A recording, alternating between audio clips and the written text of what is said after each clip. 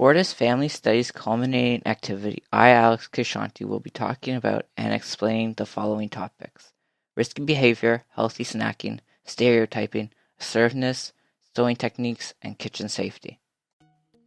For the first topic, I will be talking about risky behavior. Well, you may ask yourself, what is risky behavior? Risky behavior is an action that could lead you or others to increased danger. This includes taking drugs, smoking, unprotected sexual actions, and drinking alcohol. As a teen, you're always wanting to be stimulated in some way. Always hanging out with friends is an example of this stimuli.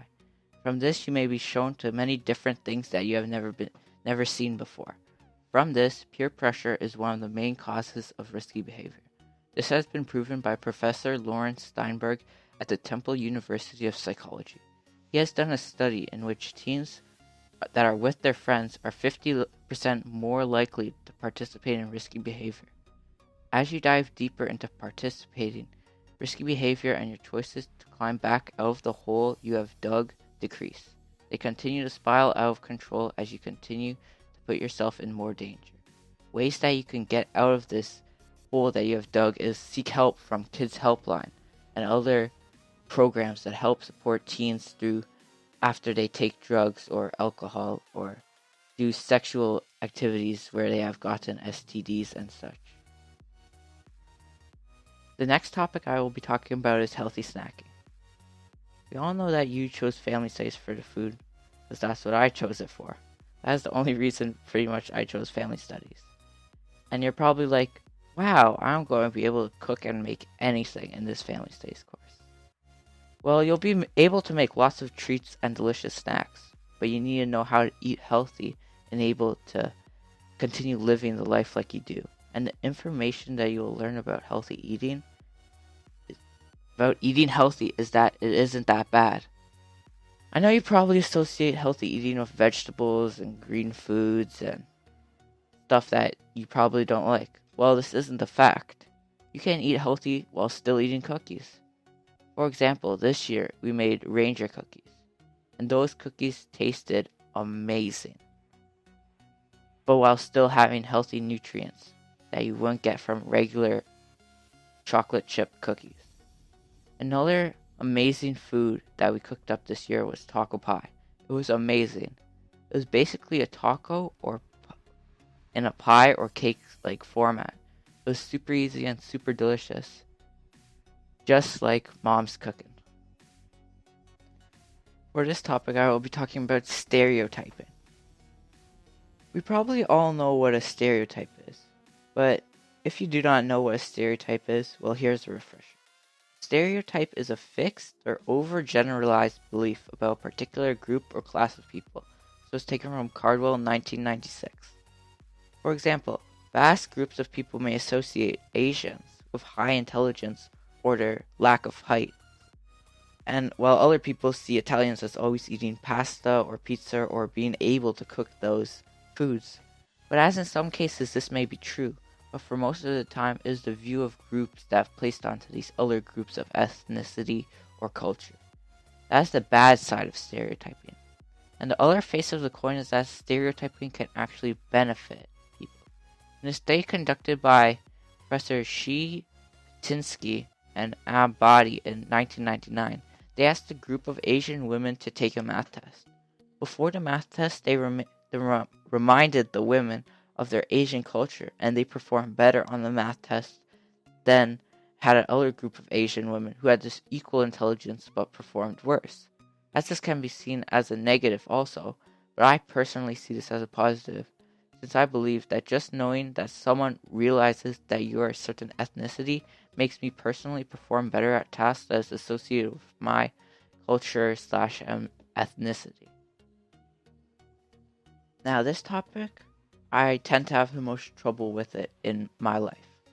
It is asserting yourself in a way that does not push other people's opinions and thoughts, and yet also does not let them take away your opinions and thoughts.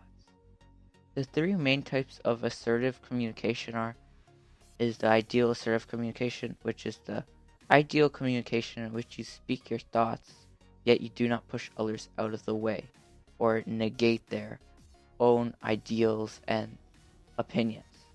The next is the passive communication, which is the more like shy, timid way that people speak.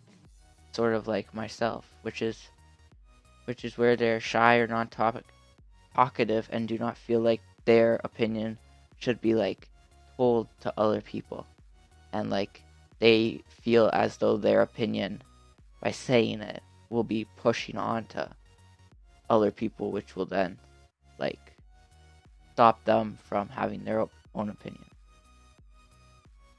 And the final type of communication is aggressive communication, which is the forceful way where it takes no regard to others' thoughts and opinions. Just like pushes them out and just does not regard any of their things. These all have, like, all of these types of communications have their own benefits and negatives.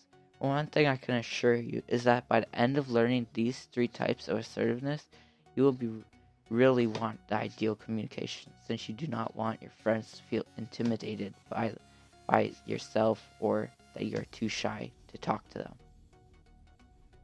In family studies, there's always going to be those sections that you did not really care for, and this was the sewing unit. But after I started it, it was like plenty of fun. During our sewing segment, I learned so much, like how to do a back stitch, which is basically regular stitch except going through and around the hole that the thread came out of. Learned how to sew on a button, which is basically cross each of the holes in the buttons to make an X, then you tie a knot in the back. You could make the knot by looping the thread around itself, then pulling it away. The hardest part, well, it wasn't really hard, but like difficult to start, but easy to continue and remember, is the invisible stitch, where you can stitch on the same side, but you won't be able to see the stitching. And the amount of time we had to work on this stitching project was incredible. We had enough time, we could just like chill, we didn't have to feel pressured to like do it by a certain time. Well, there was the time, but it was just super chill. And you didn't have to rush to get your bear done. Take your time, just work on it nice and easy. And that is what made my sewing segment the most enjoyable segment out of them all. And for the final topic, I will be talking about kitchen safety. To be honest, kitchen safety is one of the easiest. Like, I'm not even joking. It is super easy to get quick marks in family studies. All you need to have is common sense, and there you have it. That's kitchen safety. But I'll just give you examples so you understand. So for example, it's don't stick a fork or a knife in the power outlet because you'll electrocute yourself, or don't put your hand in the blender when it's spinning because then you'll shred your hands apart. Like, you just need to have logic. That's all you need to know. But a few of the trickier parts of knowing kitchen safety is knowing what temperature to put the oven on, because you may burn the meat or not cook it well enough. And next is the utensils used in the kitchen, like not using the same knife that you cut the meat with to cut everything else, because then you'll have cross contamination on all your foods, or not using a spoon as a substitute knife, which just won't work in general.